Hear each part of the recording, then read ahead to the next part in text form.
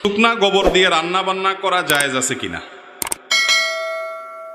অনেকেই, অনেক মা চাচিরা শুকনা গোবর দিয়ে রান্না বাড়া করেন, অথবা বিভিন্ন যে খড়ি আছে খড়ির উপরে গোবরের প্রলেপ দিয়া তারপর রান্না বাড়া করেন।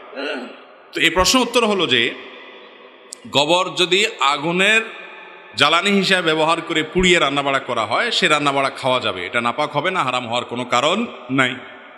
আপনাকে দেখতে হবে পাতিলের ভেতরে জিনিসটা কি। পাতিলের ভেতরের জিনিসটা যদি হালাল হয়, পাক হয়, তাহলে আপনার জন্য সেটা খাওয়া হালাল।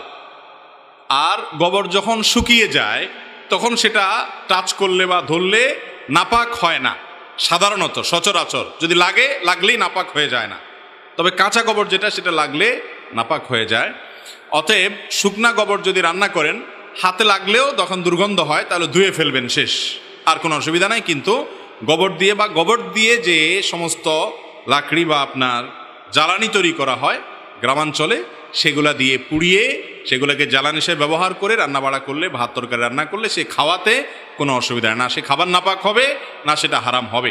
দেখতে হবে যে আপনি যেটা খাচ্ছেন, চাল ডাল যে টাকা দিয়ে কিনেছেন, সেটা কি হালাল নাকি হারাম, এটা হলো মূল বিষয়।